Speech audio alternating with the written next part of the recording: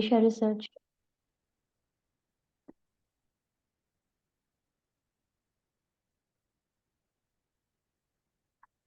Am I audible?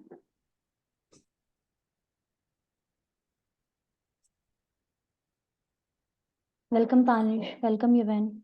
I would request you to all kindly please rename your Zoom account with your full name in English.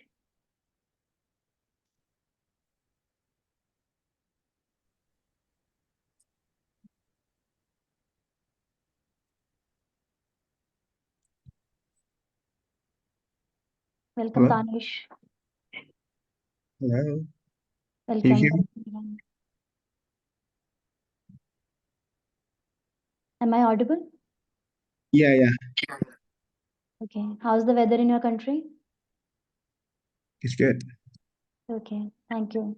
I would request all the participants to kindly rename your Zoom account with your full name in English.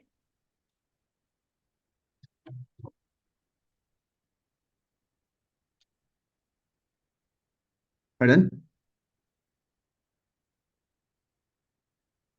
Hello? Yes, sir. What did you say again? Sorry.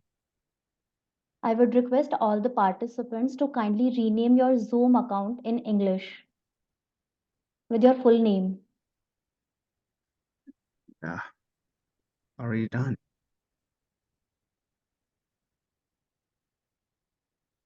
Okay. So moving ahead with the conference.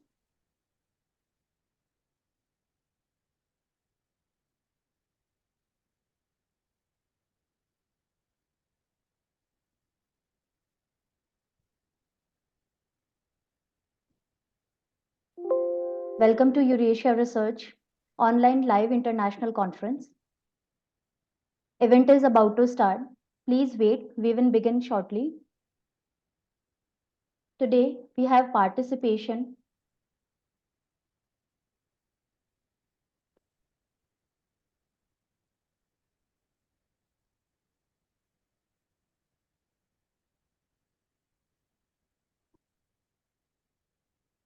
Sorry.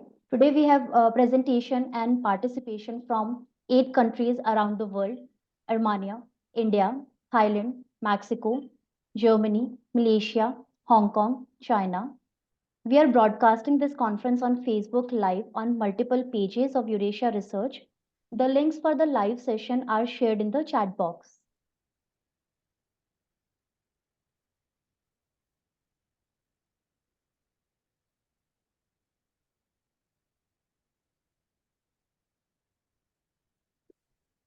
So, moving ahead with the conference.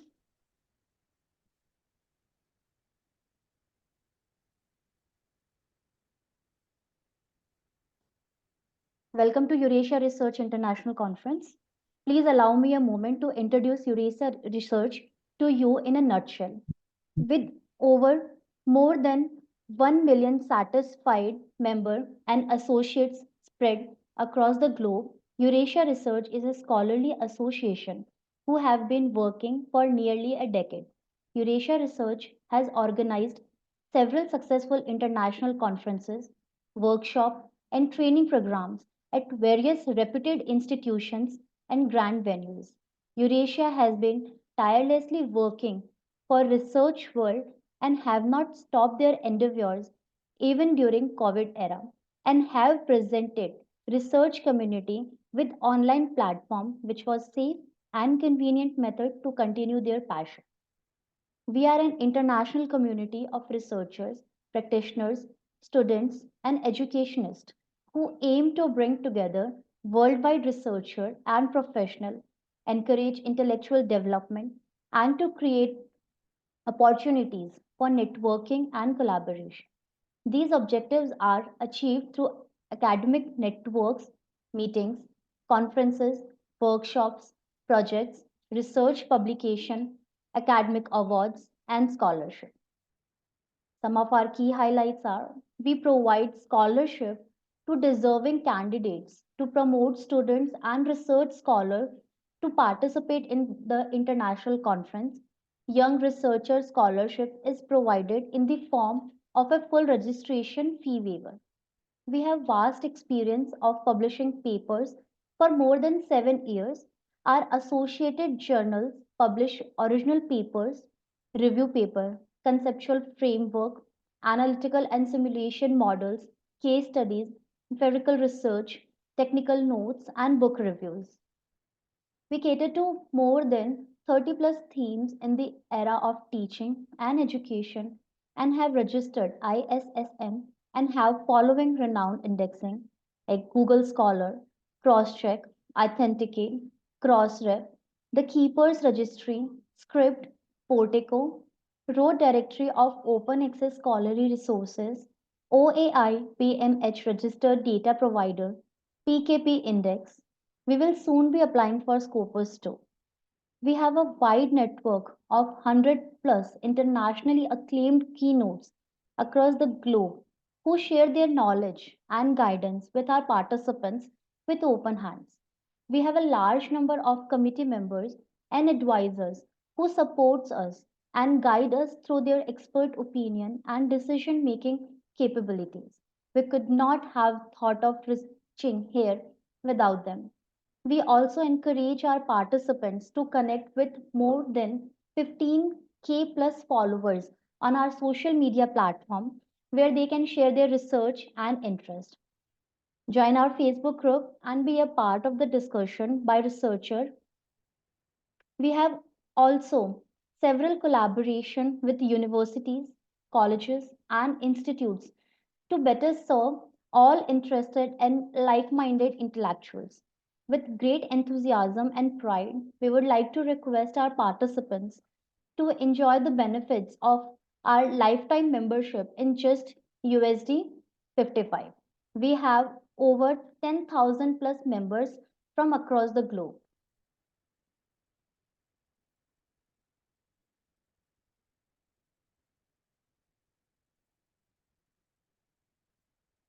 Okay, so we are moving ahead with the conference now.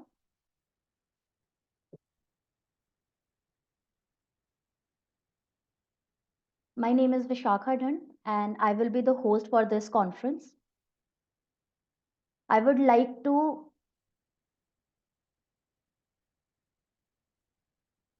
introduce our SSHRA President, Associate Professor Marek Mitihin, Department of Management, Faculty of Organization and Management, Lodz University of Technology, Poland. Let's see his views.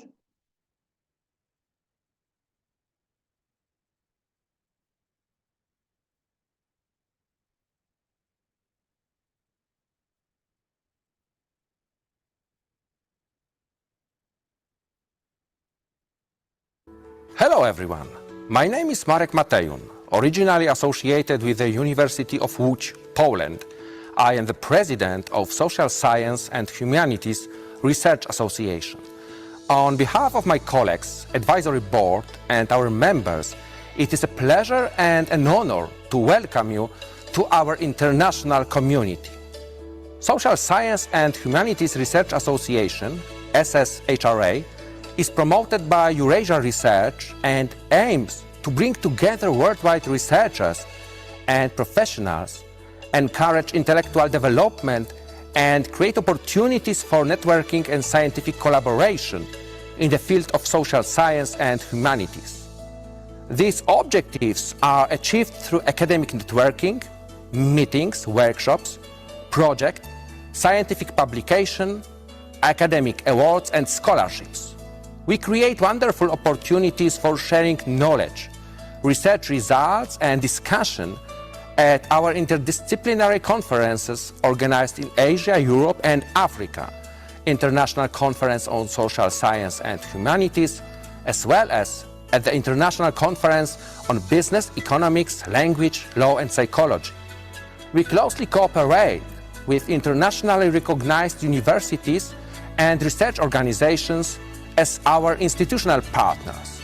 For our members, we offer inspiring scientific events, team-building activities, strong social media platform for networking, young researcher scholarships, as well as opportunities for publications in international journals.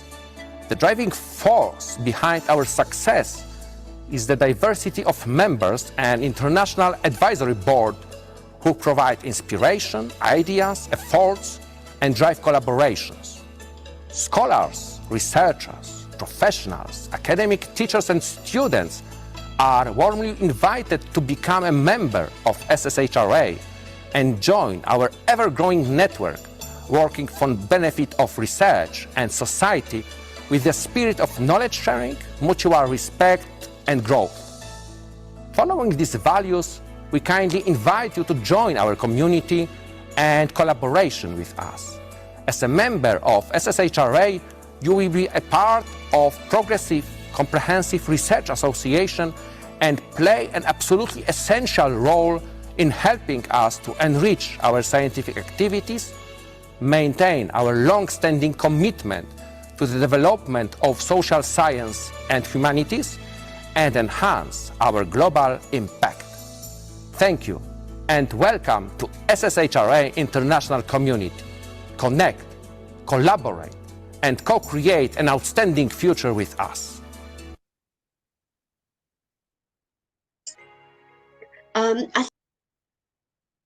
Thank you for watching the video. So we are moving ahead with the conference.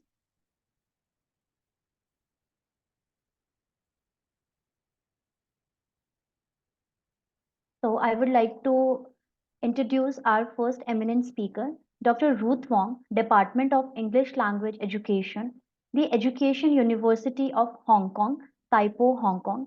Let's see her views.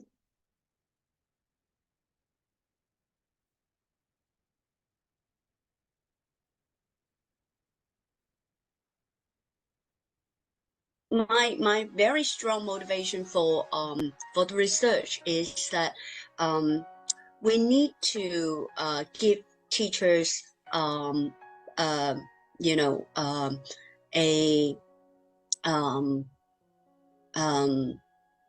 give teachers a good perspective on how they can improve their teaching. Because when teachers are more experienced, they tend to be they tend to believe in what they have been doing, and they hold on to their teacher philosophies for a long time without changing it. So it will be very important that they always think about whether what they're doing are right or correct and even up to date. So because the longer we teach, the younger our students will be, right?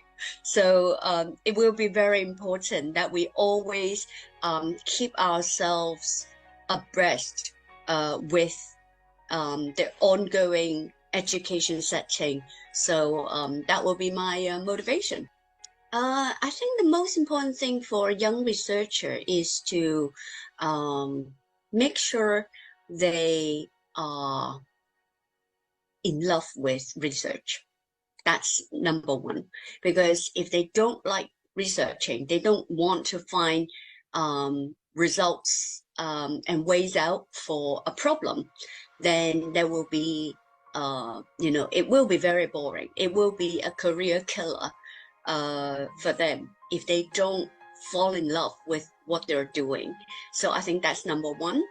And then number two is they need to know how to find out the solutions and the answers for their question. That is to say that they need to refine their research methods. They need to know very well how to find solutions and answers for their research question. So research method skills will be number two. And then number three is they need to know the significance of their study. What they're doing should be significant enough for the readers to know, to understand, and to do better. Otherwise, there's no point of doing a research because no one is going to bother about what you're doing, right? So I think that creating impact, creating a significance for the society, for education is paramount. That's what I think. Well, I always like Eurasia Research conferences. I attended, I think, at least 3 or 4 of them, and I had been a keynote. I think 2 now so far, and I had very good experiences with the association. It's very positive. The participants were very positive, and they were very eager to learn. And also, I particularly like the motivating atmosphere the association created for the participants. For example, they have awards for the best presenters, and now that I'm given another award as well. So I think that it's very encouraging for researchers, and also there is a very positive environment for the young researchers to learn from the more experienced ones. Yeah.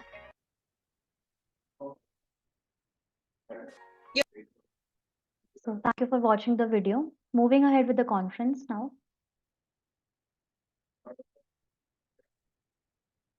Our second eminent speaker for the session is Bonnie Rushing, Department of Military and Strategic Studies, United States Air Force Academy, Colorado Springs, United States. Let's see her views.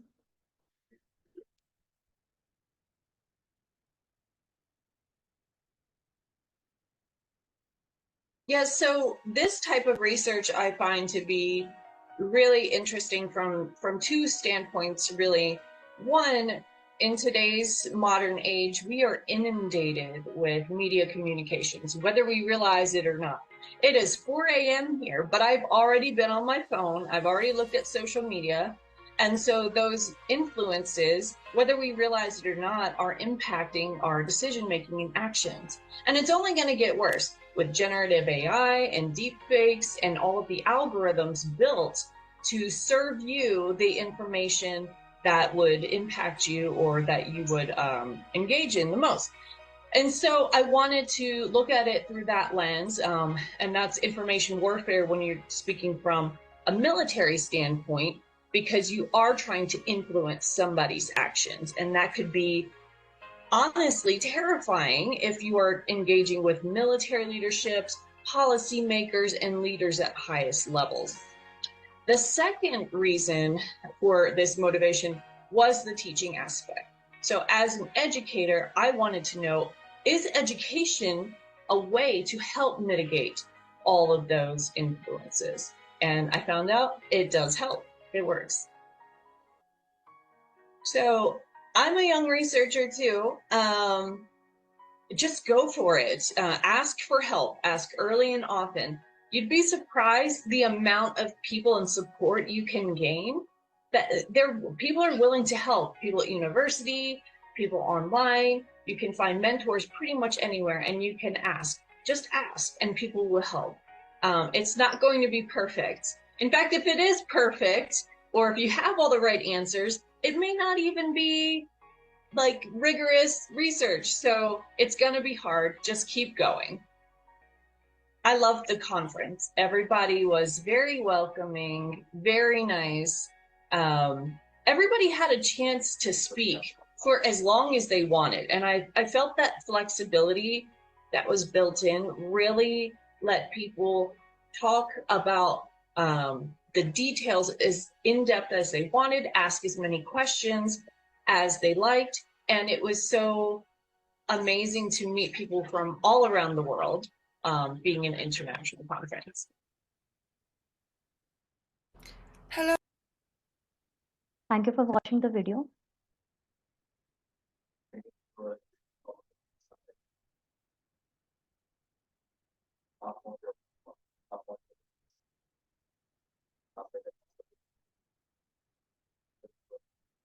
So I would like to present our conference schedule. Our conference schedule is divided into 3 parts. Session first is keynote talk. Session second is team activity and photo session. And the last session is technical talk. I would request you kindly please rename your Zoom account with your full name in English. This will help us to record your presence. You may ask your queries related to the presentation in the chat session while the presentations are going on. All the certificates, receipts, and proceeding will be sent to all the participants within a week on their mail IDs. The proceeding will include all full paper and abstract accepted for the conference.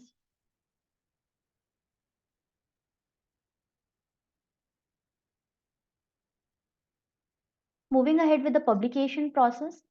The publication process starts once the registration process is complete. The author needs to send their paper, consent form, and review details on the email ID convener@eurasiaresearch.info. You can check the email given on your screen also. The review reports will be sent to the author once the review process is over. The final stage of publication starts after receiving the revised paper from the authors. Please note that the publication process takes around 50 days after the conference date if all the editorial guidelines are followed within the given deadline.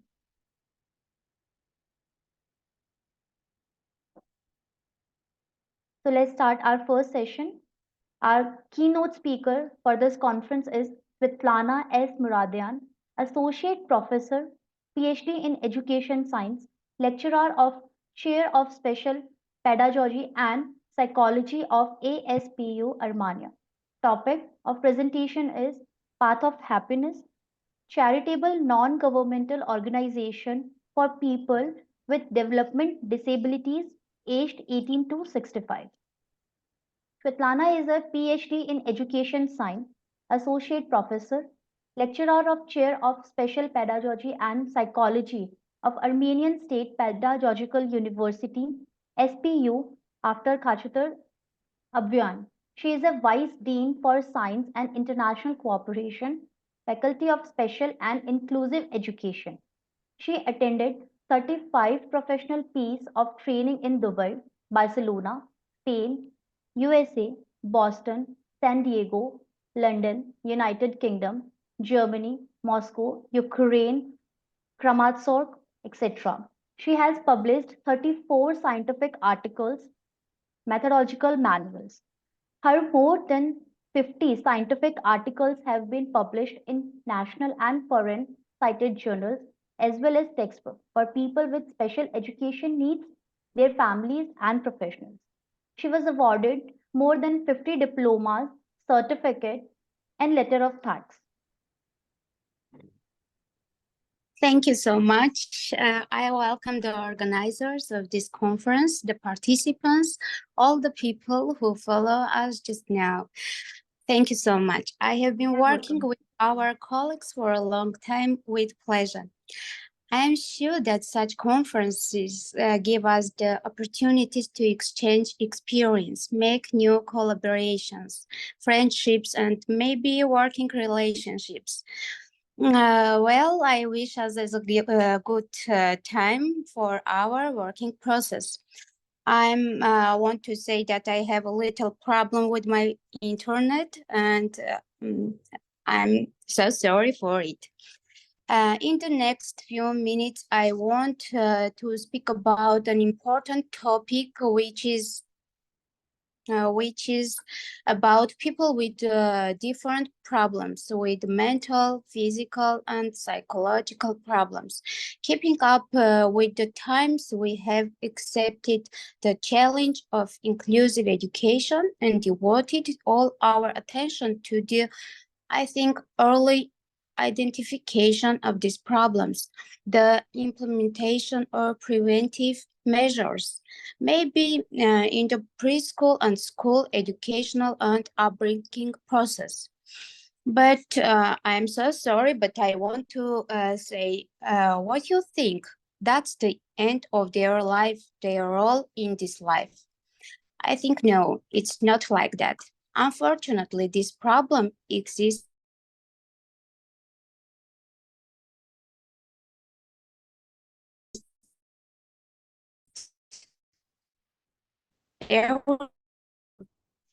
republic too.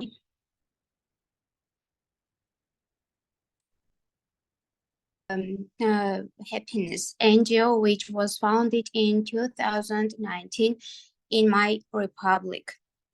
The organization was founded to support and protect people with mental problems between the ages of 18 and 65. I want to say that we have some different and various disorders, mainly mental retardation, hearing disorders, visual disorders, speech disorders, and etc. Others. Care services include mainly transportation of beneficiaries to the center and from the center to home, food supply of 3 meals a day, study with individual developmental programs in accordance with special inclusive education standards, teaching of various skills and specializations, assistance of beneficiaries and their parents with legal and social issues, various educational, cultural, and visits to other centers, and many other components of social integration. I want to speak about our staff group. It's about 10 members, such as the president of the organization.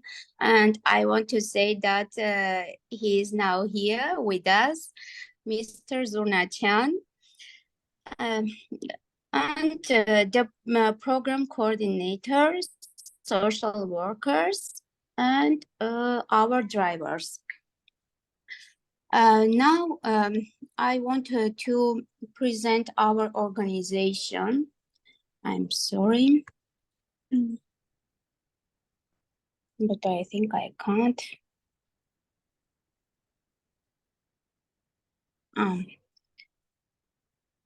It's our organization. You can see before innovation and after innovation. And our beneficiaries, we do everything. Cooking skills, they can teach here cooking skills. I can't.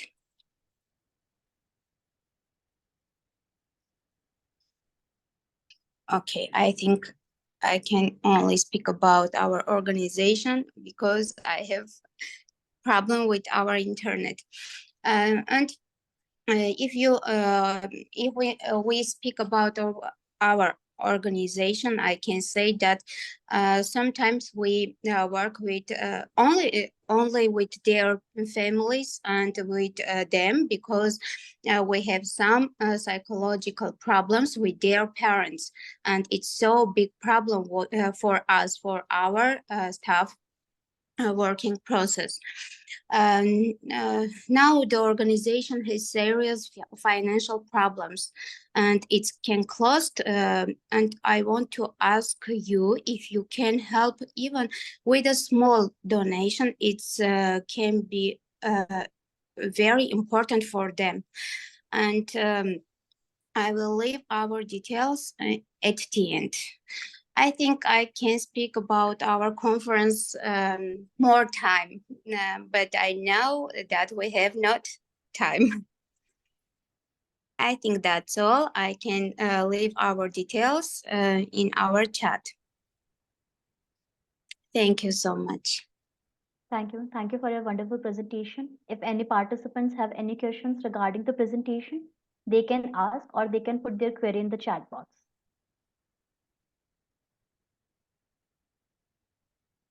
Okay, so moving ahead with the conference.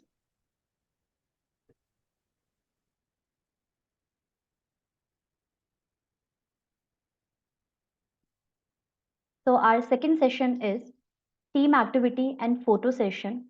Let's proceed towards our team building activity. Sometimes we miss the opportunity of connection and linkage with fellow participants of the conference. This team activity is to encourage interaction among all the participants. One by one, we will share the views and the solution on the topic of discussion, and also we will be conducting a photo session during the same. So today's topic of discussion is how miscommunication happens and how to avoid it. Let's check the video.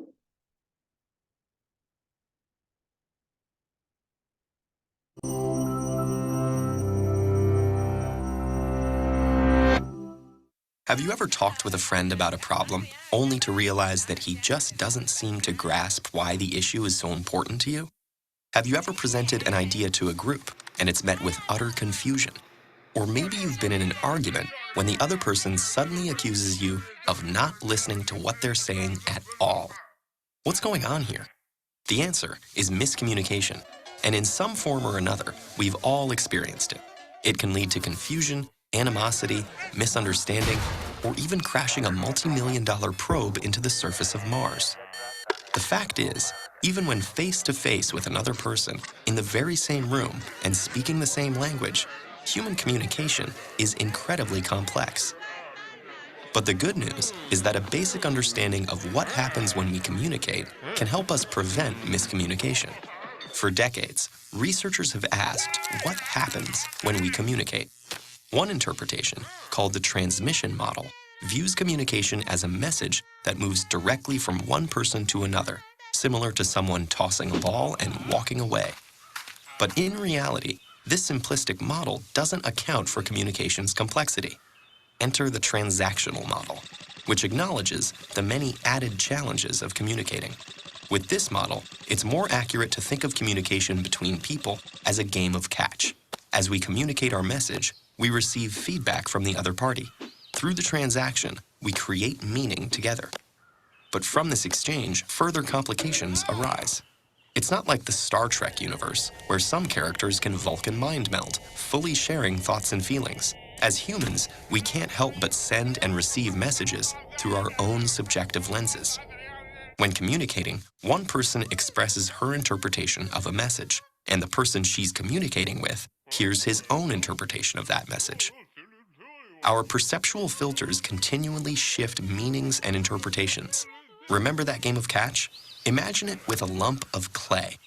As each person touches it, they shape it to fit their own unique perceptions based on any number of variables, like knowledge or past experience, age, race, gender, ethnicity, religion, or family background. Simultaneously, every person interprets the message they receive based on their relationship with the other person and their unique understanding of the semantics and connotations of the exact words being used. They could also be distracted by other stimuli, such as traffic or a growling stomach. Even emotion might cloud their understanding. And by adding more people into a conversation, each with their own subjectivities, the complexity of communication grows exponentially.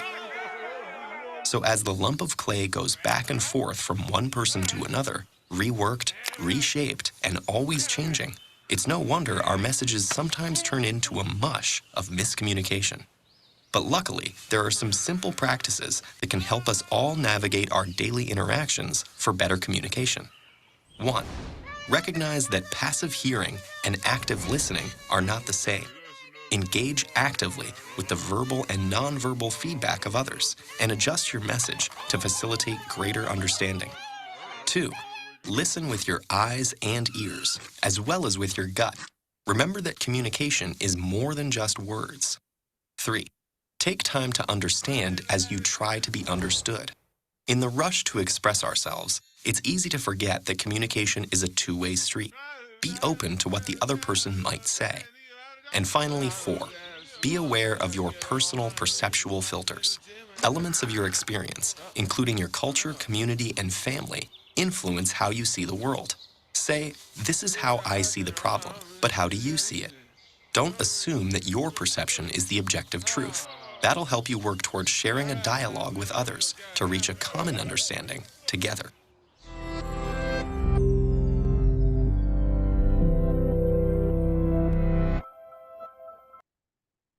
Thank you for watching the video. I would like to ask all the participants to share their views on the topic.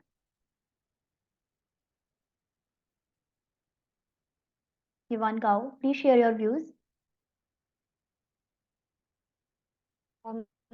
Yes, I think a misunderstanding is quite common actually in our daily life. But when people was drop into an argument, maybe they getting very excited or maybe angry. So they are bring their emotional in it. So people just like to share their opinions or their ideas and keep telling these things. But people sometimes just fail to listen to others because they just keeping saying but they're not listening anymore. So misunderstanding happens because you're not listening at all. So I think in a efficient communication, say is as listening is as important as express. So you also need to listen the opinion from the other party that you are communicate to. So I think listening is the also very important part. So that's my opinion. Thank you. Thank you. Thank you for sharing your opinion with us. Julian, please share your views. Yeah, I guess the most important problem in the miscommunication is the assumptions. We have to avoid the assumptions because don't assume that the other know or maybe that you aren't understanding or what they try to express or means is the biggest problems. We have to make questions and affirm some ideas to get the real idea that they're trying to communicate. And another thing that could help is the cultural sensitivity. Be aware of the cultural difference that might affect the communication styles. That's my opinion. Thank you. Thank you. Thank you for sharing your views. Tanish? Um, in my opinion, in order to communicate efficiently, I think emotion and consideration is important too. For example, do you want to communicate or talking about something, but you use emotion? Emotion causes your tone to be aggressive, and this could be the reason to miscommunication because the tone, the receiver of the message of the media might think that you have the intention aggressively. So you have to consider this as well. This is my opinion. Thank you. Thank you for sharing your views. Svetlana?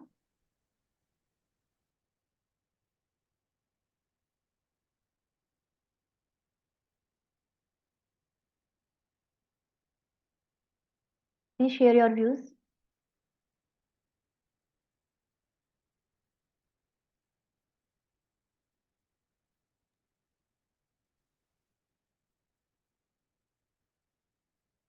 Julian, please share your views on the topic of discussion.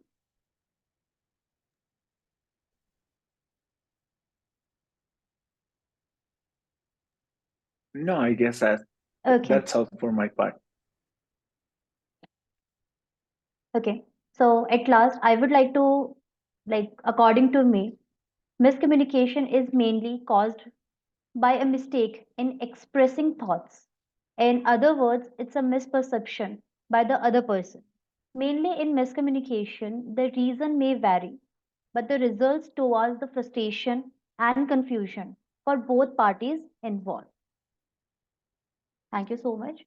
So I would like to request all the participants to turn on their webcam for photo session activity. Please turn on your webcam.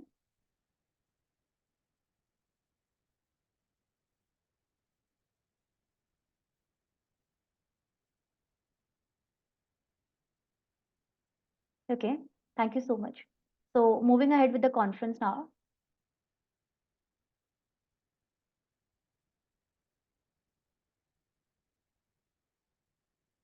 So our first presenter for the conference is Tanis Ispanbatar, English for Profession Master Degree Program, Rangsit University, Pathum Thani, Thailand, and his topic is Figurative Language in Man Perfume Advertising Slogans. I would like to request to Tanish to present his presentation.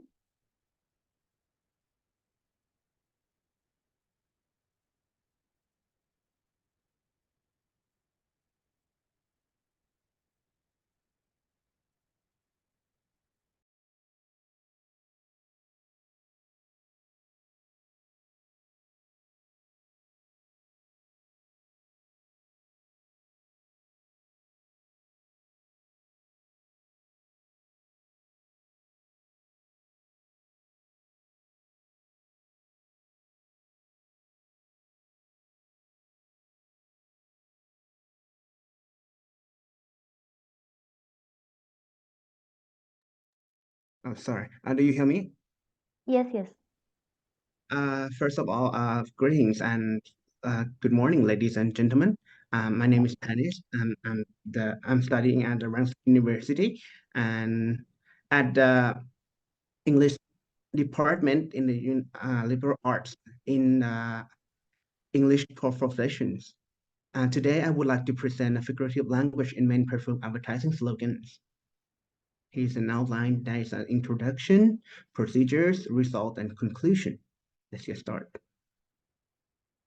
Nowadays, to introductions. Nowadays, it's quite hard, a difficult task to sell anything, any products, because the company have to motivate the customers to in order to make them purchase your products.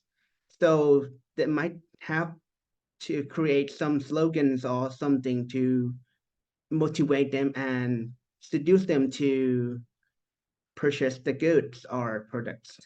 In order to do that, the slogan has to be created, and the customers or the to whoever should purchase these products have to interpret or understand the figurative language that used in the products. So my target is analyzing figurative in the slogan of the perfume to obtain more interesting linguistic point. The procedure is my material is 27 main perfume advertising slogan. We'll select from the 4 websites as below. The data collection is analyzing the type of the figurative language and interpret the meaning as the qualitative study. Data analysis to understand the main point of the slogan, the research collect a slogan from the website, and the data from the slogan when perfume advertising were classified into 6 types of figurative language as hyperbole, metaphor, pun, oxymoron, metonymy, and symbolisms.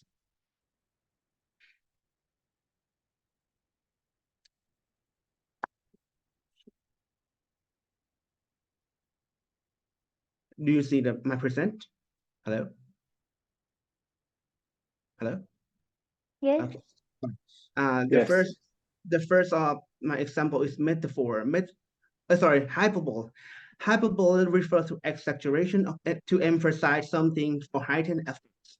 From this example, the slogan showed exaggeration that the world in this context means the first phrase has no boundary. In fact, this world anything has only the boundary. The creator of the slogan used the hyperbole as a figurative language to show them to make the exaggeration of this sentence to make an impact of the slogans. Another one is a metaphor. Metaphor is used for figurative language speech in which an implicit comparison that made between two things, usually unlike it doesn't use connective verbs such as like or as. Metaphor is applying to compare the perfume to the strength of the origin, which is the beginning of the everything. The MS is like a symbolic commentary for exploration and change. It is like a novel about the power of alchemy, the naturalness and transcend time, and the strength that comes from the name of the perfume, which means the world and simplicity that everyone can access. Next, oxymoron. Oxymoron refers to the figure of speech in which the name of attribute of the thing is substituted for the item itself. From this example, according to slogan, the crown is something that the king deserves. The slogan used the word crown, which is a subsection instead of the word reigning or becoming a king, which is an exact word.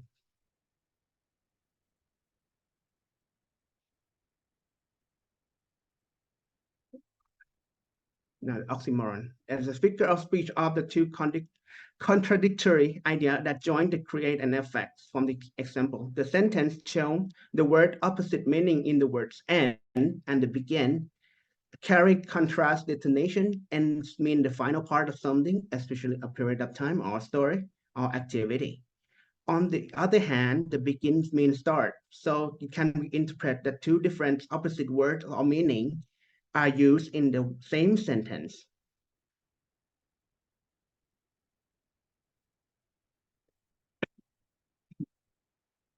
Another one is pun. A pun is a play on the word with humorous effects produced by the using word that suggest two or more meanings or exploiting similar sound or word having different purpose. The slogan used the playing of the word man. It can be conveyed two meanings. The first is about boyfriend, but another meaning can be convey men into the of their dreams or the person we have the wedding for. In this case, is perfume. The last one of the example is symbolic. It's the use of symbols to signify an idea, the qualities by giving them a symbolic meaning that are different from the literal sense.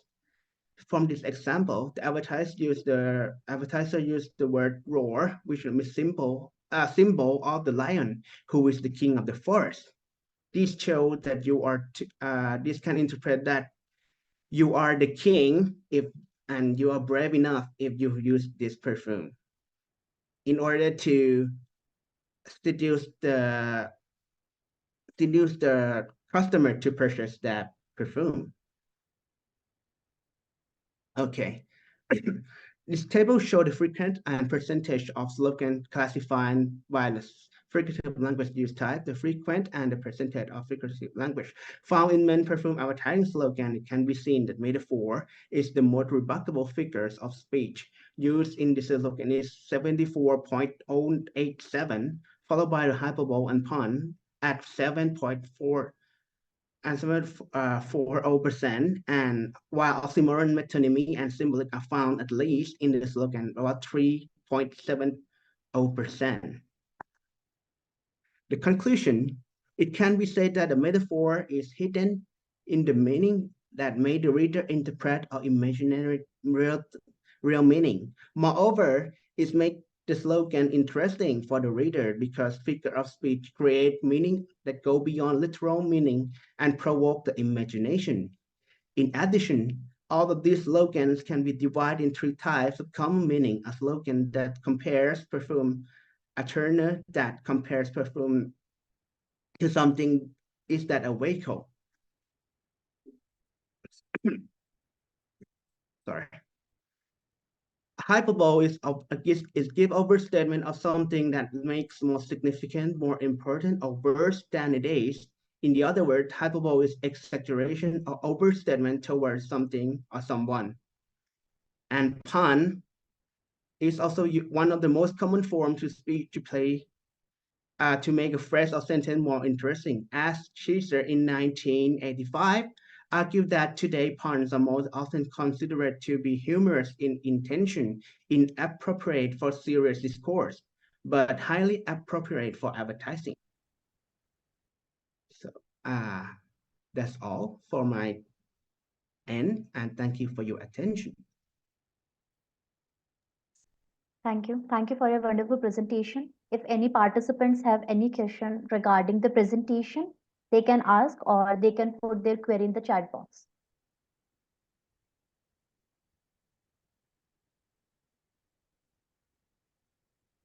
Okay, so moving ahead with the conference.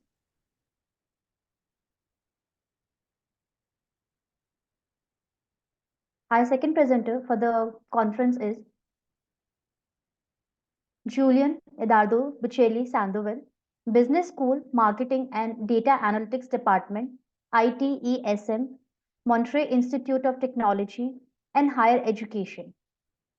And his topic of presentation is Adaptation, Validity, Reliability of University Markov Scale. I would request all the participants to read the abstract from the given screen.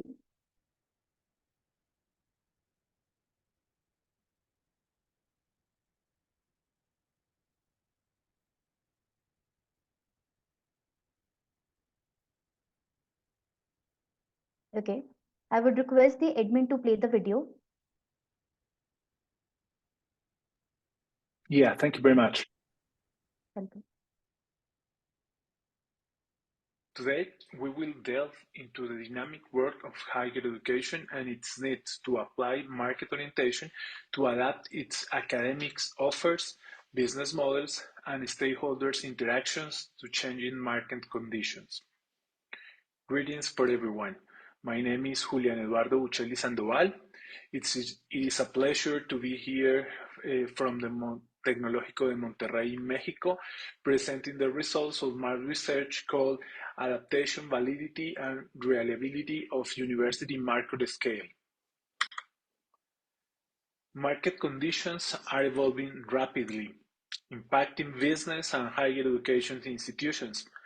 Our focus is on how higher education institutions must respond to this change, emphasizing the role of market orientation in their strategic planning. Market orientation has been conceptualized in various ways, and it can be argued that market orientation is a complex, multidimensional construct that can be defined as the implementation of the marketing concept, which emphasize the needs and demands of customers to ensure long-term profitability. Adopting market orientation is crucial for higher education institutions. The conceptualization phase of market orientation commenced in 1960. However, noteworthy advancements were made between 1990 and 1995, during which the construct definition corresponding measurement scales gained traction. Market orientation was originally designed for for-profit business, but the idea is entirely relevant to public sector bodies or not-for-profit organizations, including higher education institutions. Here we have researchers who extend beyond the basic implementation of conventional scales and introduce their own measurement scales or modify them in the educational setting for more favorable outcomes in the education sector. One of them is Hampton 2007, which is the main author for this research. This study seeks to assess the psychometric properties such as validity, reliability, cross-cultural adaptation, and corresponding adaptation of the market university scale in the Colombian higher education context from a student perspective. The aim is to contribute to the marketing discipline in the subfields of education and service marketing. Higher education institutions must view students as a source of knowledge and co-creators of their university and learning experience, thereby enriching the overall value proposition. About the methodology, it can say that the study utilized non-probability sampling or purposive sampling. After excluding valid data, a sample size of 1997 undergraduate students of 4 private universities located in Bogotá, Colombia remained. There was no imputation of missing data. The 1997 valid responses surpassed the recommendations given in the confirmatory studies background for tool validation, following the instruction of Kyriazos 2018 and Muniz 2010. The instrument proposed by Hampton in 2007 is known as University Market Scale, contains 23 items rated on a 7-point Likert scale and are organized into 4 dimensions. The first one is department head role or leadership. The second one is advising and mentoring. The third one is intelligent generation, and the last one is responsiveness. Education and its needs to apply market orientation to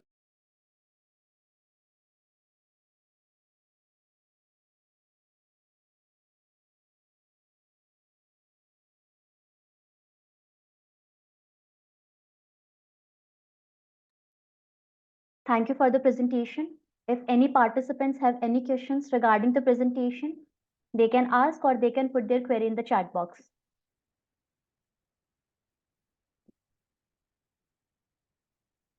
Okay, thank you. Moving ahead with the conference.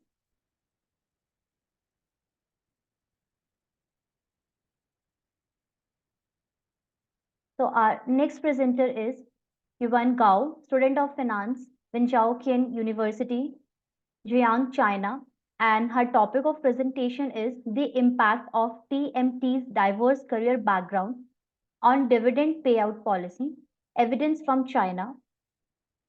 Please check the abstract given on the screen.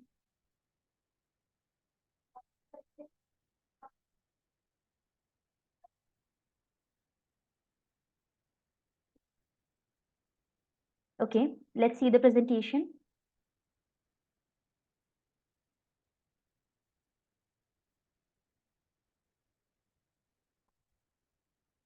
Hello everyone, I'm Yuewen Gao. So today I would like to introduce my research, which topic is the impact of top managing teams' diverse career background on dividend payout policy and evidence from China's. So first, let's introduce it.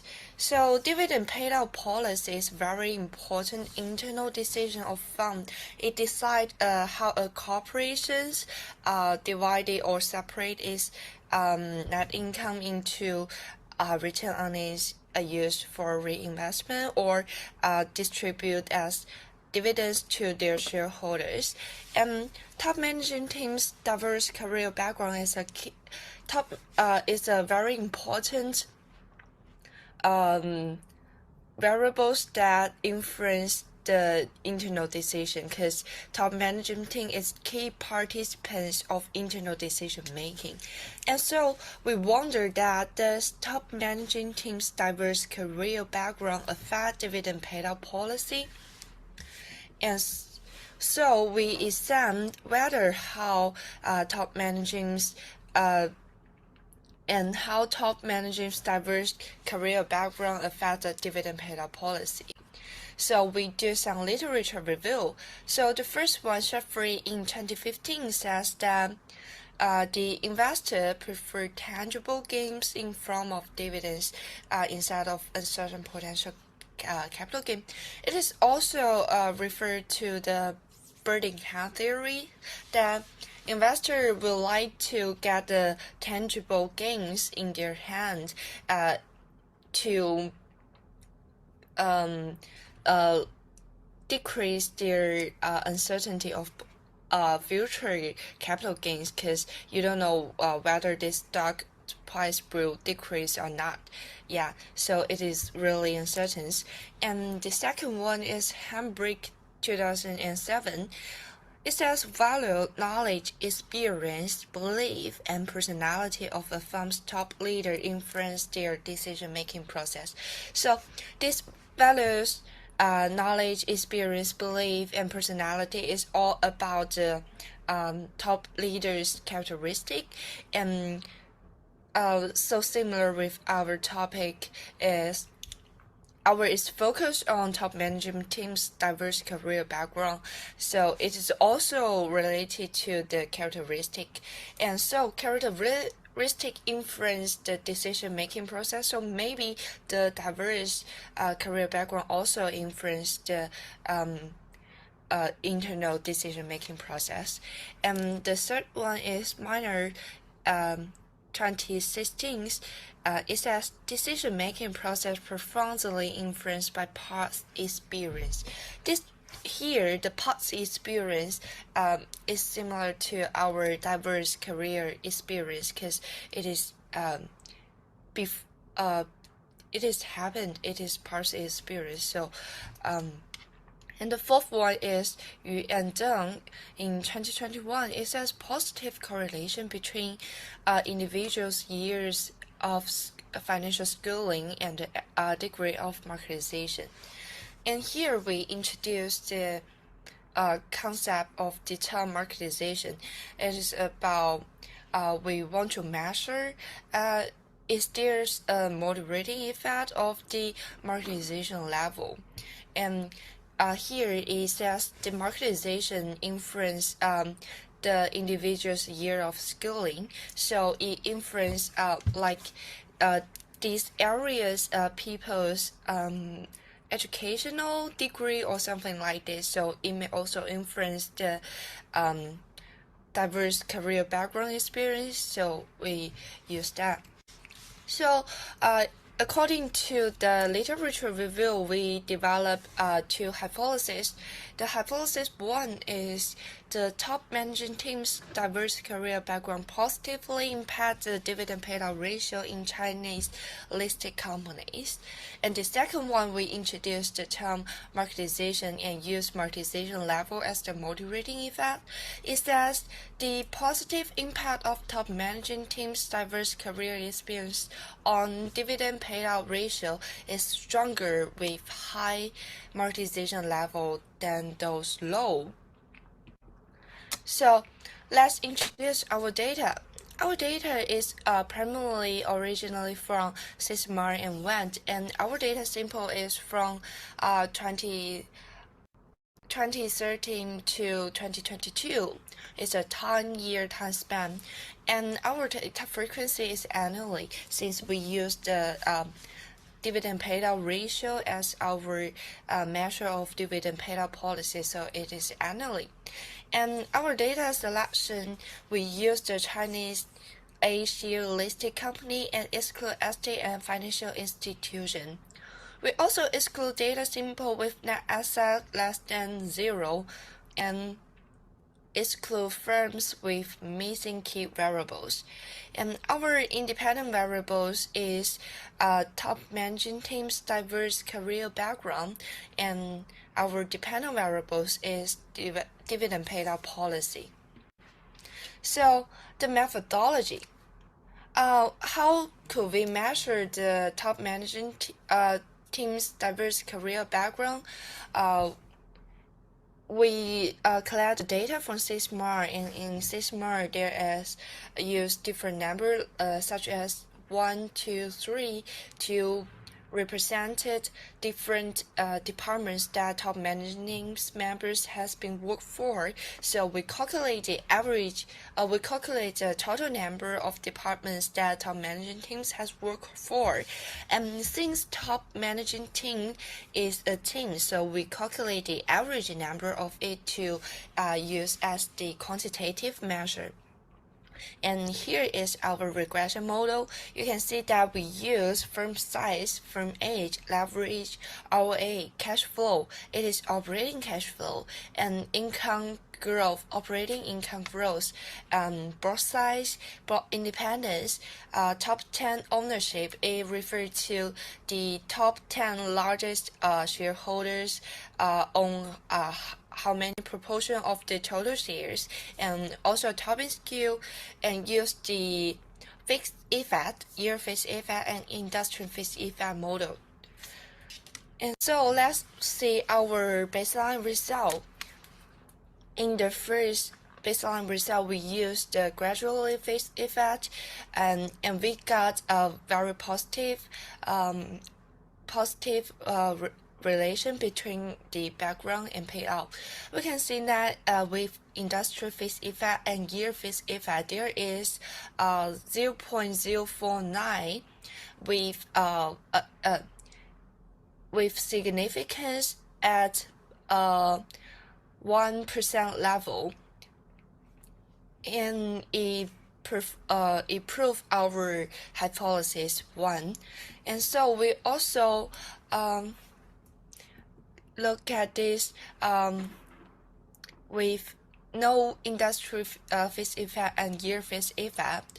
There's also a positive relationship with significant at the 5% level, and in only year fixed effect is also a positive relationship and with 1% level significance. And then we also measure the motivating effects of marketization level. Here we can see that the overall marketization level is negative 0.6040 with significant at 1% level here, and the intersection term background times marketization is 0.2723 with significant at 1% level. So it proves our hypothesis too, but when we separate the low marketization level and high marketization level, the result shows a contrast. So we will do more tests here. And we also test the difference between state-owned enterprises and non-state-owned enterprises. In state-owned enterprises, there shows a positive relation, but without any significance. And in non-state-owned enterprises, there is a positive relationship and with significance at 5% level. So in non-state-owned enterprises, the relationship between background and payout is more significant, and we think that the reason caused this kind of phenomenon might be that in state-owned enterprises there might be more rules to or more procedures to follow to determine the dividend payout policy, so it is less flexible than non-state-owned enterprises. And we also test the difference between large-scale enterprises and small and medium-scale enterprises. In large-scale enterprises, it is similar to before. It has a positive relationship but without any significance. And in small and medium scale, there is a positive relationship and with significance at 5% level. The reason might be similar because in large-scale enterprises, there are more members in top management teams, and people play less role of individuals in large companies. So it is also less flexible because also there are more rules and something like that. And we also test the influence of COVID-19 because, COVID-19 caused a really huge shock to companies, and it might influence companies' operating phenomena or performance. So we separate the time span into pre-COVID time years and during COVID years, which is 2013 to 2019 and 2020 to 2022 separately. And in before COVID, we can see that the relationship between background and payout is 0.0682 with significance at 1% level. But during COVID, there is a positive relationship, but not significance. So here we saw the differences. And so conclusion, we find that top managing diverse career background actually positively influence the dividend payout ratio, and marketization level stronger this relationship, but with some conflicts need to be further tested. And this literature's contribution is filling gaps in existing literatures, and it provides reference to investors' investing decision. So it can be used as a reference for investor to measure if they want to get more dividends, maybe they can consider top management teams with more diverse career backgrounds. Yeah. So that's all. Thank you. Thank you for your outstanding presentation. Yes. I would like to present a consistent planning methodology for the energy system transition to achieve global climate goals. The urgent need for decarbonization and the mitigation of climate change have spurred significant. Sorry for the inconvenience. So if anyone want to ask anything about the presentation, they can ask, or they can put their query in the chat box.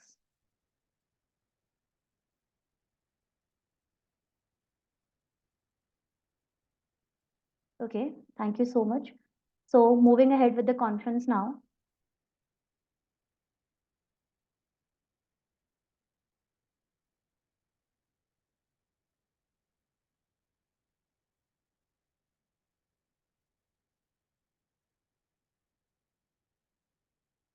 So our next presenter is Christoph Engels, Computer Science, University of Applied Sciences and Arts, Dortmund, Germany, and his topic of presentation is Consistent Planning of Energy System Transition, Methodology to Achieve Global Climate Goals.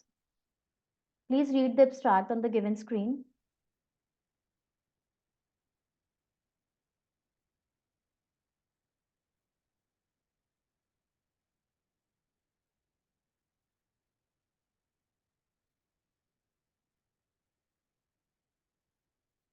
Let's check the video.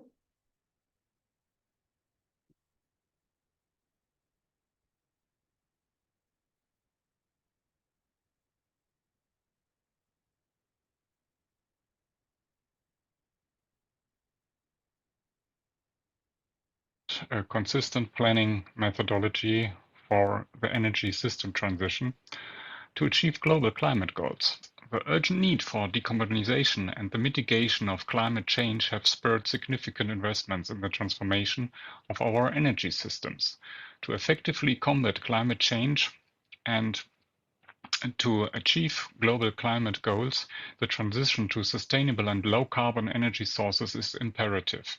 However, this complex endeavor presents various challenges, including huge investment needs, which define the energy system structure for the next decades. Energy grids play a crucial role in balancing the energy system, but they are also influenced by political and economic decisions, further complicating the planning process. This talk explores the methods employed for consistent planning of energy system transformation, emphasizing the alignment of goals and strategies at different planning levels, from global to municipal, while considering the unique characteristics and uncertainties associated with each level. It proposes a combination of counter-current processes derived from business planning and scenario techniques to cope with complexity and uncertainty. So let's start with a brief introduction. Typically, the planning of energy system transformation begins with a top-down approach, anchored in the global 1.5-degree target and its implication into national reduction plans.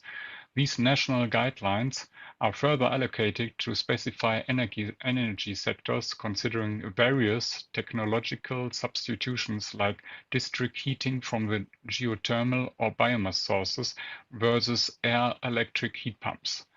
Given the localized constraints, such a limited potential for renewable energy generation or local blockades, the top-down guidelines need validation through a bottom-up process. This is similar to counter-current planning in business operations and ensures consistency across all planning levels. In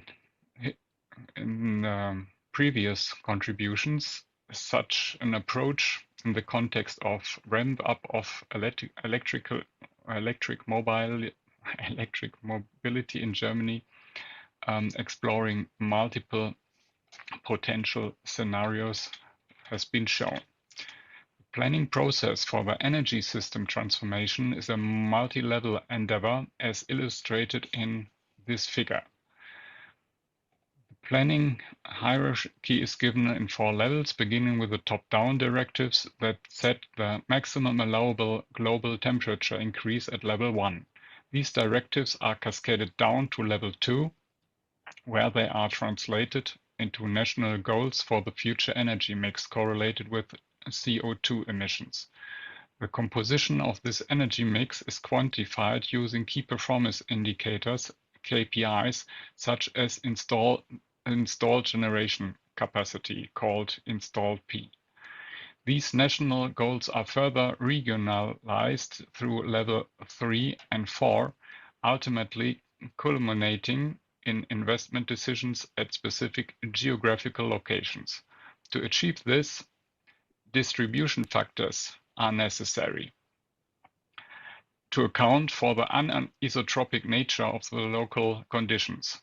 During this process of breaking down the directives, it becomes evident that regional goals cannot always be met due to the local resistance or supply constraints, or conversely, they might be exceeded. Therefore, in countercurrent planning, the aggregation of planned or already installed capacity takes place from level 4 upwards to level 3 and 2. At the national level, the deviation between the initial target and realistically achievable capacities can be analyzed and appropriate measures can be initiated. At the lowest level, 4, the expansion relies on discrete decisions. Therefore, in estimating the supply task, simulation methods such as agent-based modeling come into play. Through multiple counter-current iterations, a consistent hierarchy concerning installed capacity is established. So this is one ingredient, this counter-current planning hierarchy, but also scenario technique should and could be applied. The uncertainty in planning arises not only from the complex task of hierarchical distributions of installed generation capacities across planning levels, but also from factors like consumer behavior and technological focus in the energy system transformation. For example, uncertainties may arise from choices between individual electric mobility and public transport. These uncertainties are addressed by defining various scenarios that describe different internally consistent transitions. Scenario technique remains the weakest forecasting method among all statistical prediction tools, but is able to reflect different future developments. In using scenario technique, there is a danger of overestimating the probability of the chosen scenarios, but beside these characteristics, it should be advanced ahead of the usage of single expectation value prediction. The scenarios are constructed based on different assumptions, such as variations in consumer preferences, technological advancements, and political policy changes.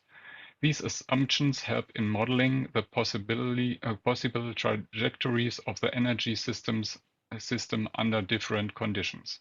Once the scenarios are established, they are used to estimate the future supply task, taking into account the unique characteristics and dynamics of each scenario. Putting these parts together, a formal KPI schema is proposed for planning installed capacities. Here, Formula 1 shows this formula for describing the installed capacity using the letter P. And it depends on the type of energy source or load, abbreviated by T. This could be PV, wind, biomass, water, lignite, natural gas, hard coal, nuclear, and so on. For the generation part, we have a certain time interval we are focusing on here, planning years 2023 and 2053. The scenario ID, this label for identifying the scenario is given, and the level on which the scenario forecast is made must be specified. On the other hand, we need a geographical specification for the lower levels to identify where the capacity, the proposed capacity will be applied. This definition accounts for the hierarchical nature of the planning process, the incorporation of uncertainty through scenario analysis, and the need to achieve consistency in energy system transformation at multiple vertical hierarchical planning levels and between different energy sectors horizontally. This schema can be used to form a multidimensional model taking T as elements of KPI vector, describing the energy mix, T as the dimension, S as a scenario dimension, and L and X forming the hierarchical geographical dimensions shown here. This can be transferred to the adapt notation, which allows for these different dimensions forming a cube, a multidimensional cube of the installed capacity and reflecting the hierarchy among the geographical levels. To ensure consistency and feasibility, the supply task is validated through different simulations. These simulations, such as Monte Carlo, market-based model, power flow models, and agent-based modeling help in understanding how different factors interact within each scenario. They can also reveal potential changes and bottlenecks that need to be addressed for the energy system to meet its goal. To cope with the high complexity of the underlying system, level 2 and level 3 and level 4 are separated among each other, and level 2 focuses on transmission and energy market aspects, while level 3 and 4 reflect the local distribution of energy.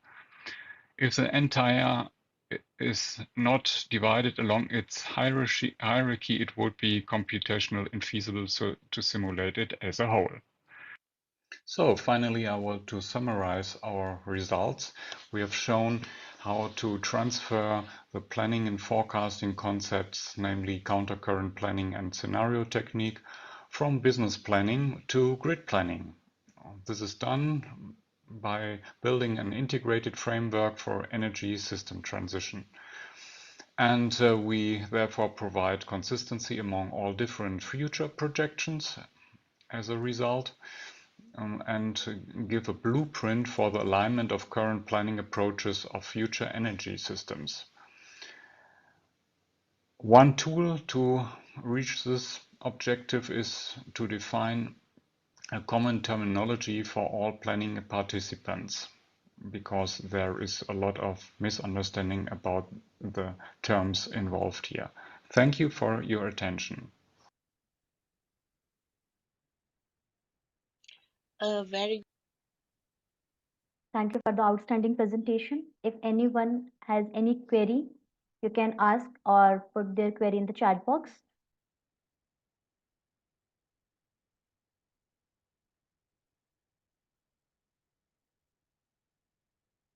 Okay, so moving ahead with the conference now.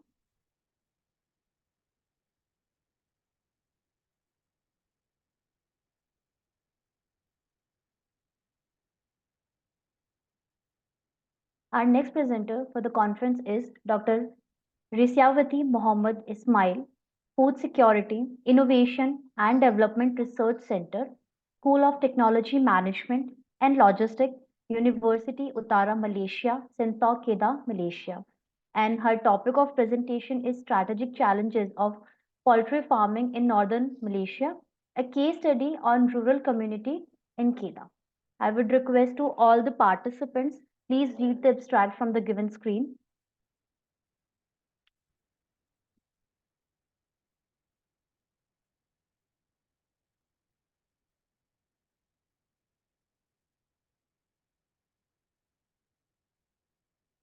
Okay, let's see the video presentation.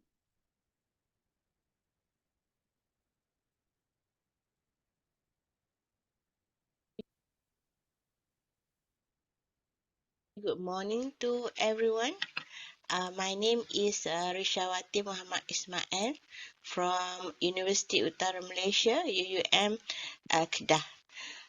Today, I'm presenting on a case study on poultry farming in the rural community in Kedah, Malaysia. Actually, this project, this research is actually a part of our community engagement project with our research center, which is Food Security, Innovation and Development Research Center, FINDER, and a selected rural community in the state of Kedah. A little bit on the background of this study. In Malaysia, the agriculture sector is actually one of the highest contributor for our GDP, especially for the rural communities. Poultry farming and cattle breeding are two of the most go-to economic activities among rural folks, as they deem these activities as the easiest to do.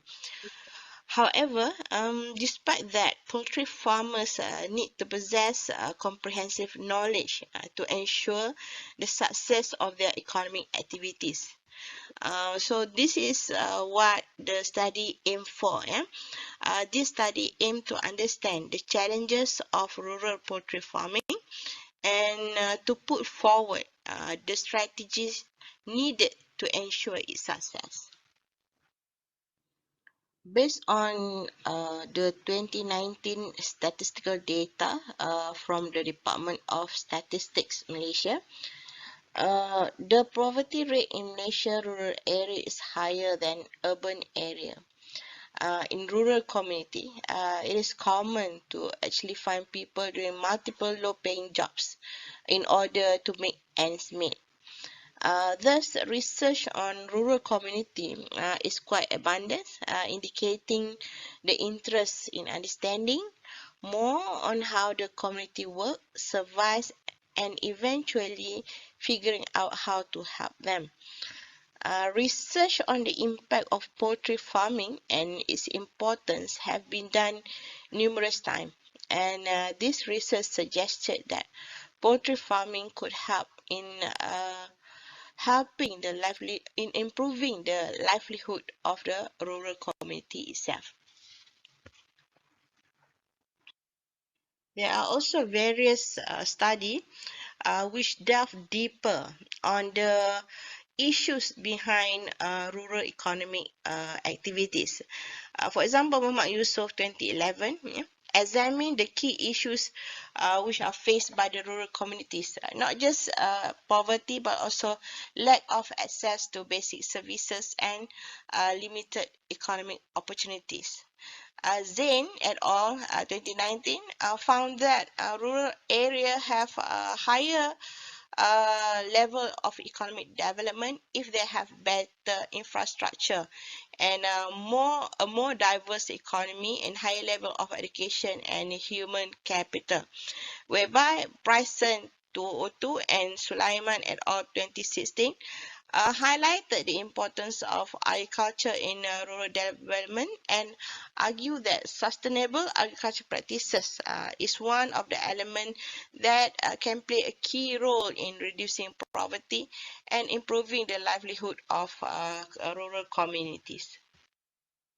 Research was also done to understand the constraints, the challenges that are faced by smallholder farmers, including the lack of access to market, lack of funding and extension services, as well as poor infrastructure. By et al. 2021, Hussein and Ahmad 2012, and Top and Hirschtoff 2007, indicate that farming is basically a rural key contributor to rural development, and it played a very important role in poverty reduction and economic growth. However, Gong et al. 2015 and Adiola et al. 2020 emphasized on the importance of investing in infrastructure, technology, and extension services to improve productivity and profitability of animal farming in order to sustain this key economic contributor in order for rural development to be successful in poverty reduction and economic growth. From the government perspective, Malaysia has been promoting rural animal breeding to not only improve the livelihood of farmers, but also to increase the food security of the country. There are various national level programs taken or implemented by the Ministry of Agriculture and Agro-Base, such as the PPR program, which supported the increase of rural poultry production. Malaysia also have established MPIC, which stands for Malaysia Poultry Industry Council, and this council basically provide technical support training and networking for farmers and industry stakeholders. However, despite all this, the rural farmers are still not achieving the expected performance until today. So the study main aim is to understand the rural issue of poultry farmers in Malaysia by examining the specific challenges faced by them and evaluating the effectiveness of the current poverty reduction strategies. And this research is done through case study.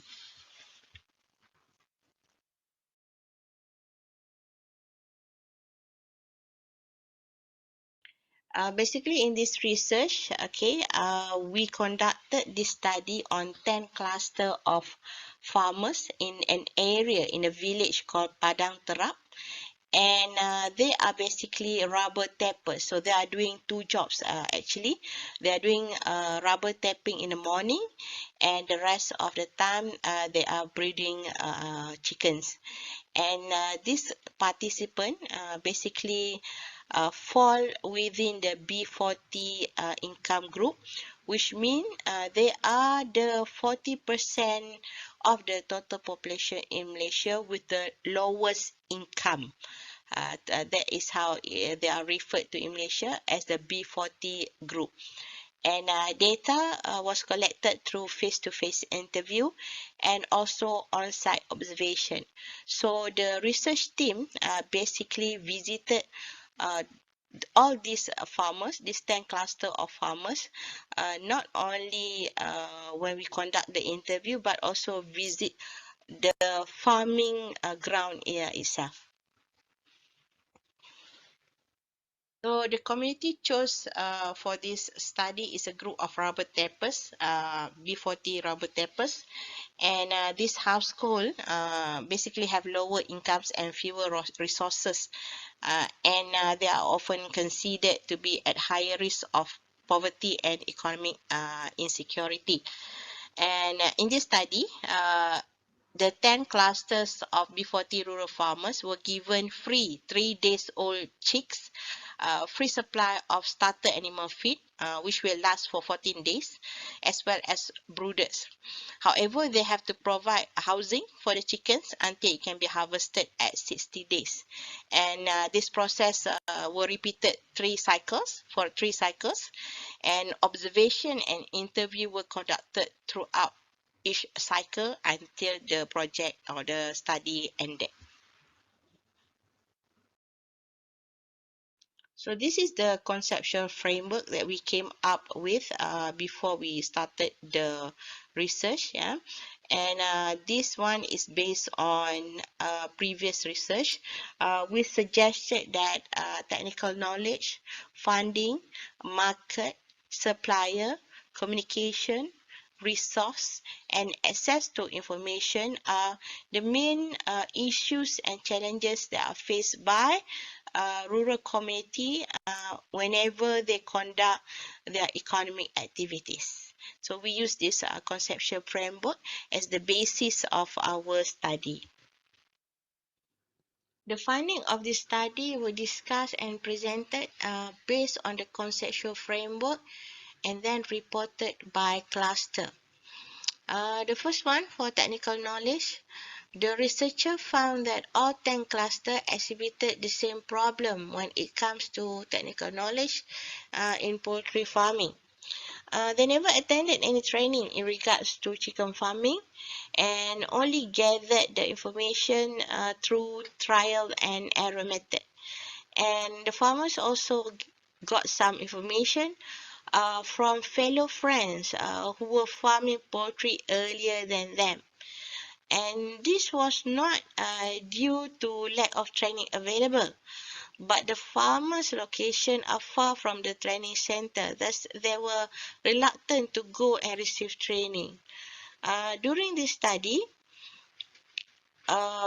basically we found that their knowledge on chicken farming was very minimal, and they are not aware of new feeding technology or alternative poultry feed technology for their chickens. The second finding is about funding. We also observe that there are lack of fund for their farming activity, as they are provided assistance in the form of chicken feed for the first 14 days of the project, after which they must provide the feed themselves.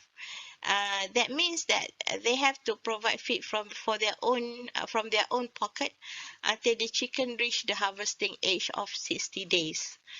All 10 clusters were observed feeding their chicken with various alternative feed, such as food leftovers, and are not buying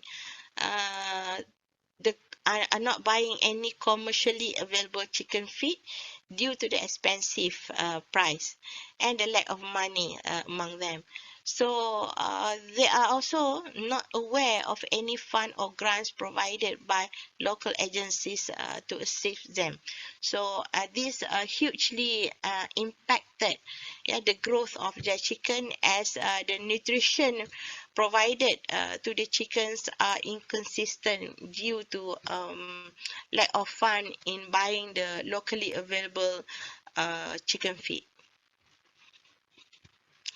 In regards to the third element, which is market, in terms of market, we found that farmers face problem in selling their animals at competitive price due to the isolation of their location. As they are also doing other job as well, the farmers prefer to sell their chicken to local buyers, as they would not have to travel to sell it. However, by doing so, the chicken was sold at a lower price in comparison if they are available to transport it to the right market. So these are some of the poultry housing that are used by the farmers. As you can see, they use basic material to build the housing for their chickens, and they lack the technical knowledge and fund, and this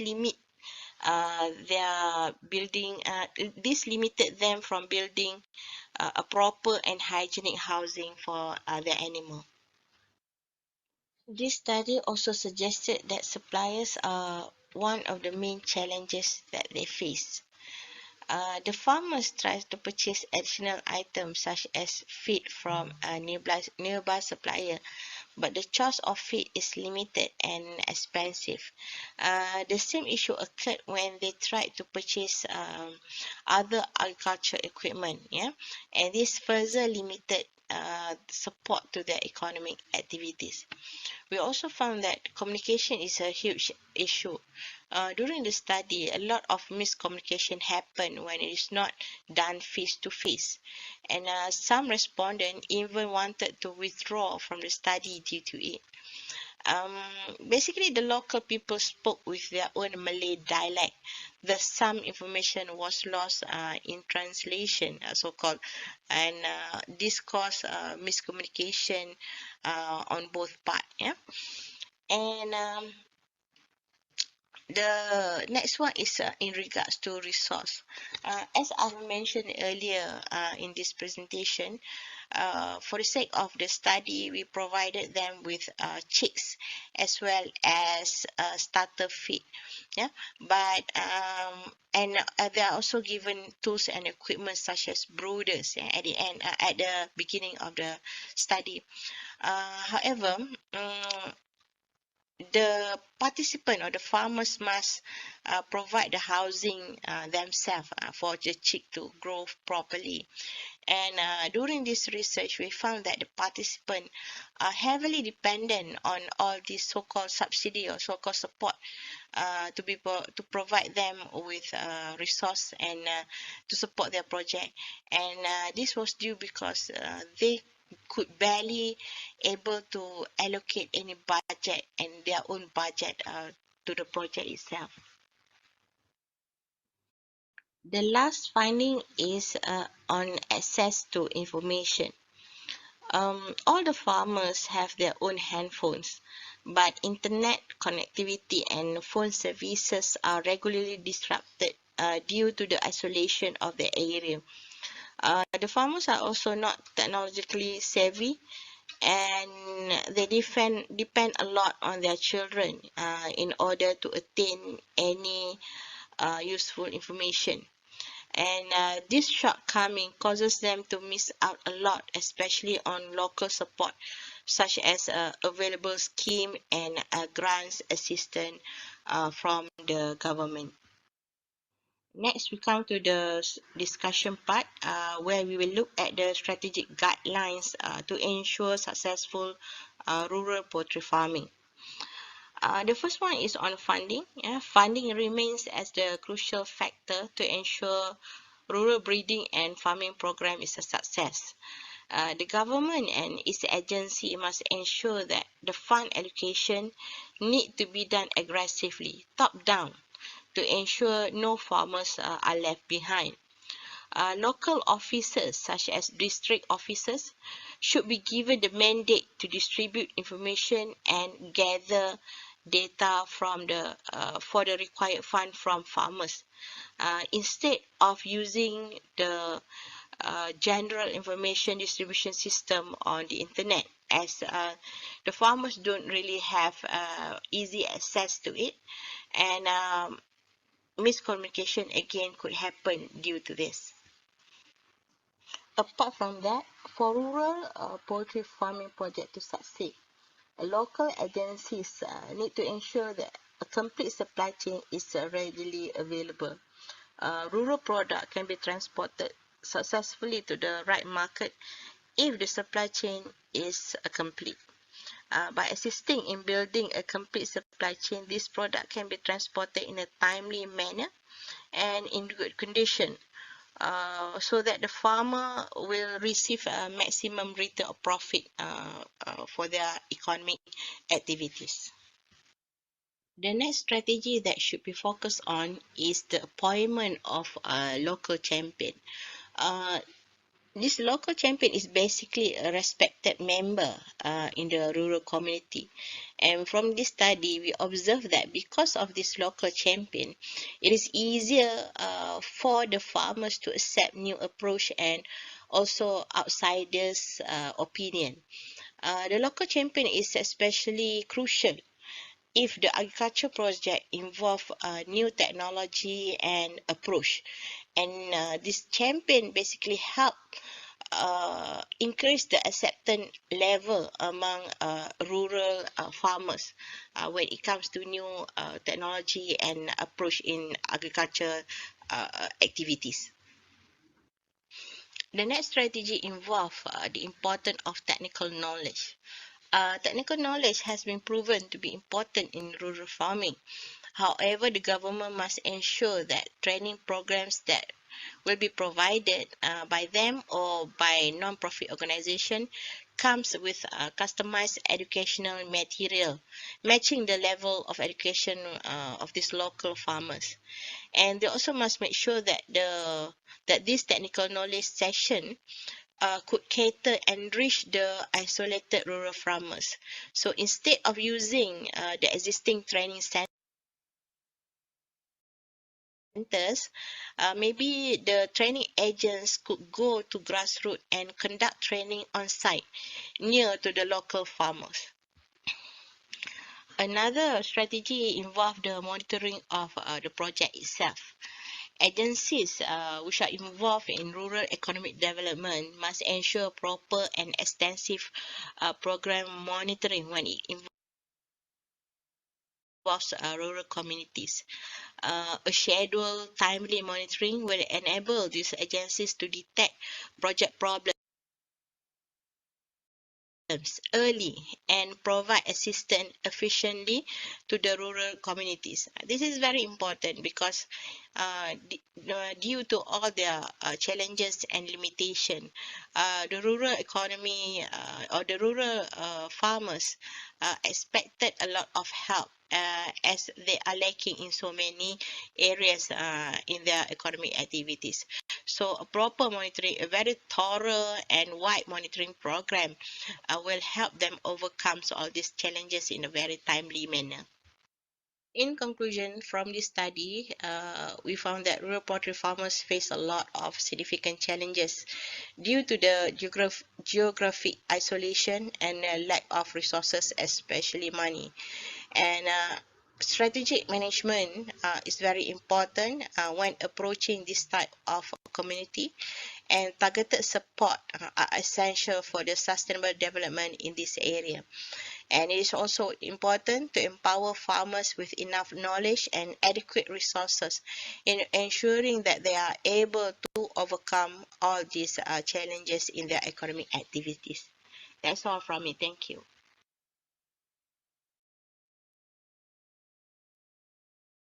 Thank you for the wonderful presentation. If any participants have any questions regarding the presentation, they can put their query in the chat box.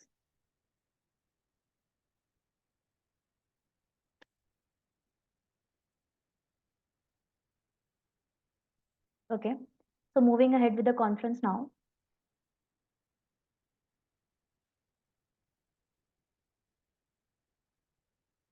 Our next presenter for the conference is Notachat Vistipanil, Department of Materials Engineering, Mefang Luang University, Chiang Rai, Thailand. And his topic of presentation is Bioinformatics Tool for the Characterization and Typing of Salmonella Genome Assemblies. Please check the abstract.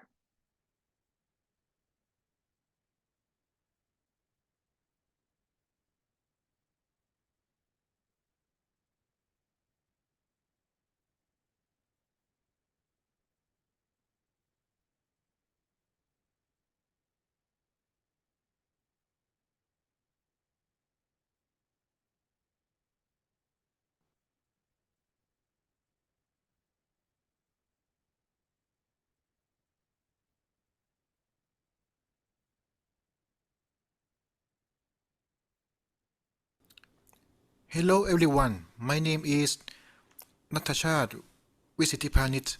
I am from Mefang Luang University in the Department of Material Engineering.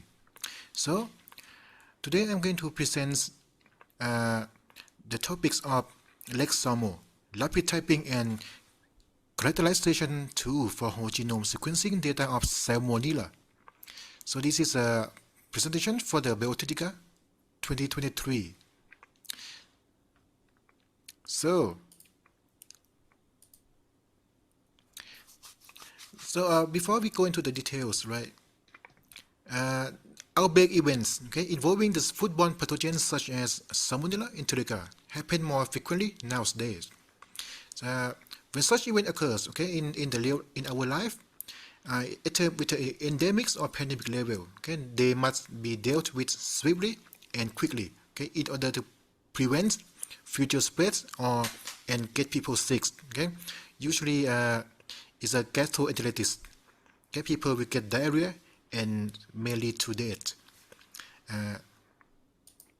So this research presents the bioinformatic tools, okay, based on the whole genome sequencing data called the Lexomo. This Lexomo it can analyze a group of genome assembly of Salmonella enterica, okay, in a short period of time, and also it can provide information for healthcare professionals. Is why when they want to make decisions in order to deal with these outbreak events in timely manner. Okay, so I mean they can use this tool to track to the origin of the Salmonella species or serotype. Okay, and then pinpoint exact serotype and then inform the related individuals. Okay, in order to make actions. So, Lexomo is a Linux-based bioinformatic tool. Okay, it's a fast decision-aiding tool using the whole genome sequencing or WGS data of Salmonella enterica. Okay, for the investigation of an outbreak. So the data that we use in this Lexamo tool, okay, is the genome assemblies, okay. It is in the FASTA format, FASTA, and input to the program is a folder. It's a folder containing a group of genome assembly files, okay. I mean, and the requirement is that our genome should be belonging to the Salmonella enterica species. All right. I mean, but if it's not in the Salmonella enterica species, the tool can also detect that as well. But okay, Lexamo is a command line program, okay, that can handle multiple WGS analyzed in one go. Okay, it can analyze maybe 100 or maybe 200 genomes. Okay, and it's quite quick. Okay, and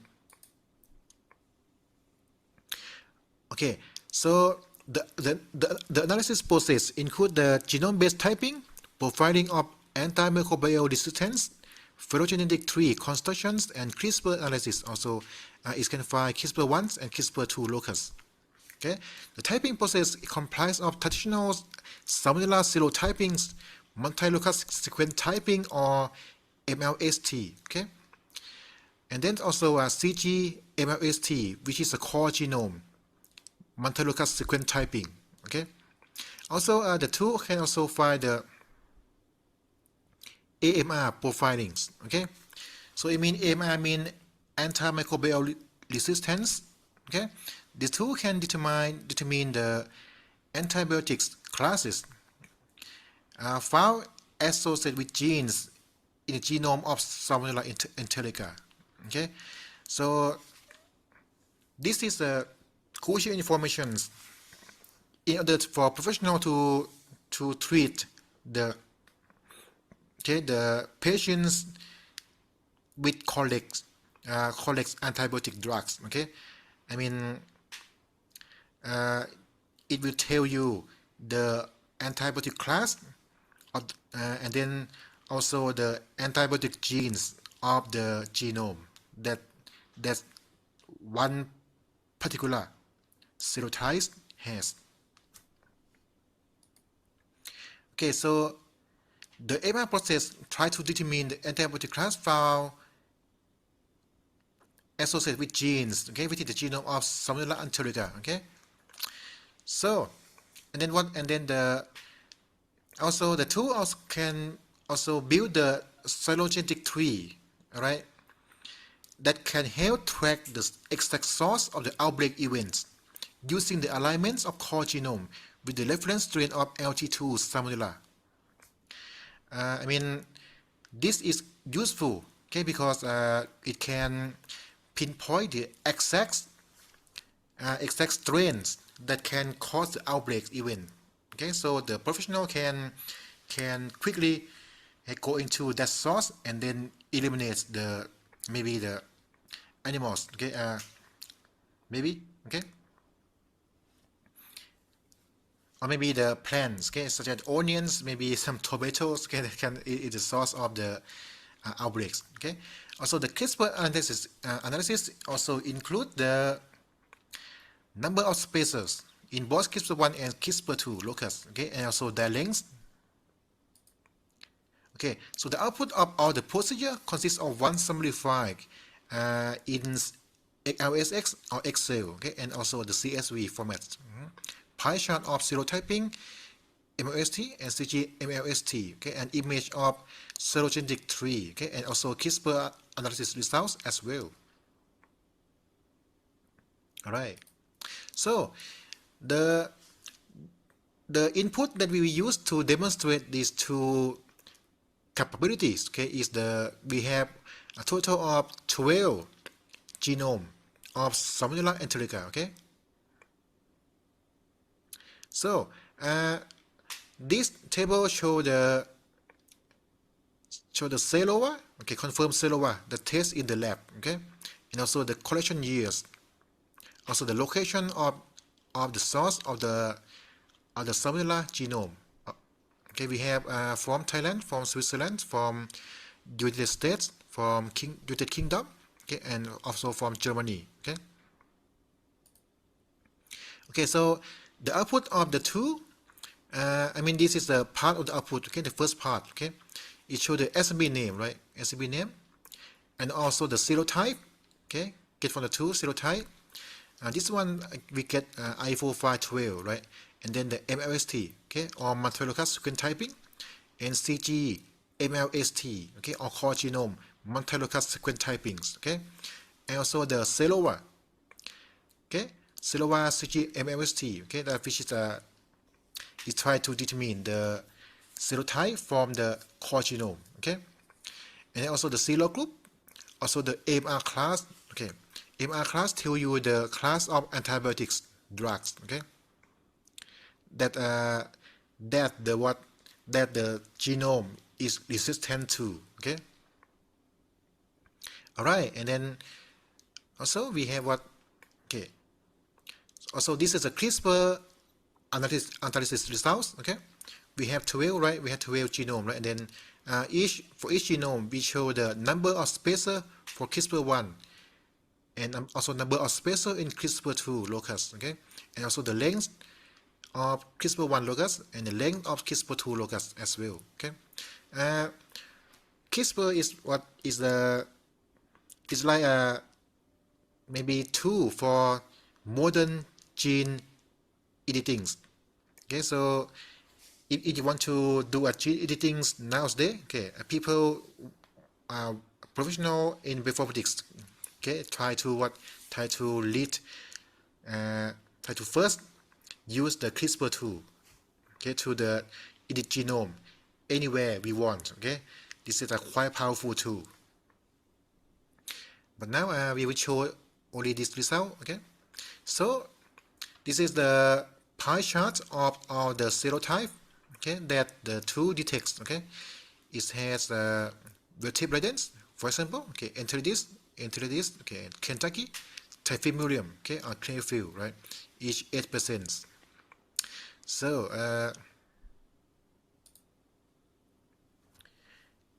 so this is showing the cytogenetic tree, okay, using the Salmonella LT2 as a reference genome, okay, this one, right, this one, and then after is the show in besides this reference genome, right. So these two, okay, this tree, as I said before, okay, can be used to track the origin of the outbreaks strain, all right. And then what okay, so the conclusions, Lexamo is a bioinformatic tool, okay, and also decision aiding tool in the rapid salmonella enterica investigation to mainly aid healthcare professionals and experts, okay. In the case of an outbreak event, okay, it takes the genome assembly of Salmonella enterica and produce outputs that report serotype, AST, CGMLST, Silova, Silogroup, AMR classes, and also CRISPR analysis results and pie chart of serotypes, as well as the cytogenetic tree, okay, that can track the exact source of the exact outbreak source, okay. Future update, this tool is not yet complete, okay. Future updates maybe include the determining of Salmonella pathogenicity islands, okay, and more in-depth of CRISPR analysis results as well, okay. Maybe I want to include the sequence of spacer, the name of the spacer that in the locus of each CRISPR1 and CRISPR2, like that, okay. It may be take maybe a few more months, okay, before the tool is complete, and then I will be publish it, okay. So thank you very much for your attentions. Thank you for your wonderful presentation. If any participants have any questions regarding the presentation, they can put their query in the chat box.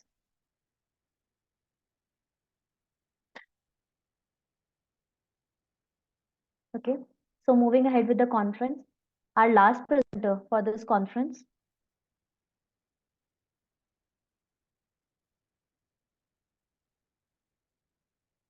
is Professor P. Nongdam Puren Matei, Department of Biotechnology, Manipur University, India, and his topic of presentation is Molecular Characterization and Genetic Population Structure Studies of two endangered medicinal plants using DNA makers. I would like to request to all the participants, please read the abstract from the screen.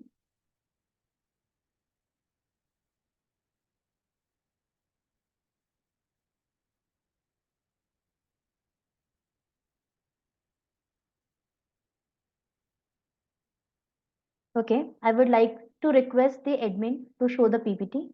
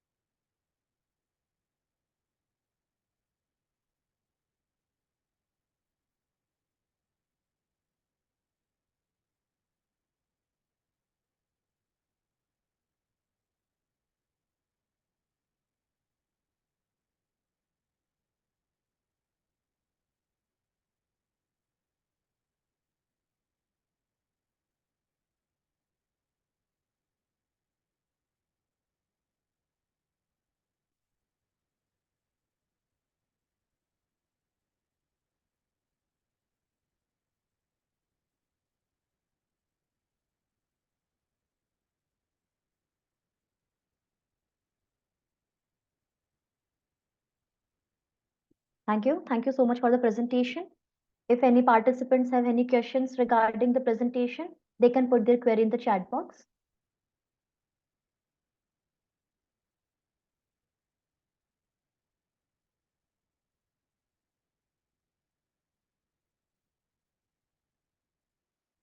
This is the end of the last session.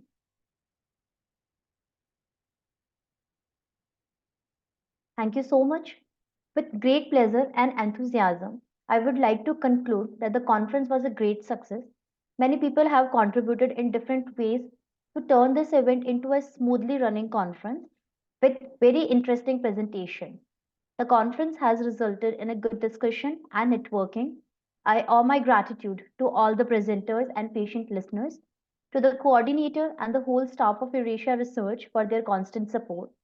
I would also like to thank all the universities and institutes who have sponsored our participants and people who have directly or indirectly contributed in the smooth conduct of this conference.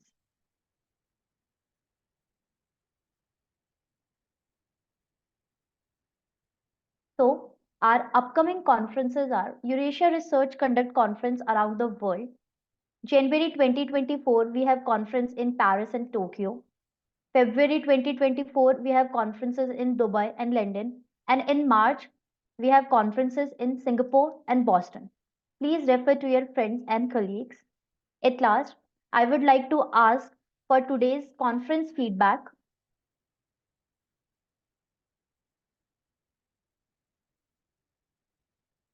Yuan, please share your feedback for the conference.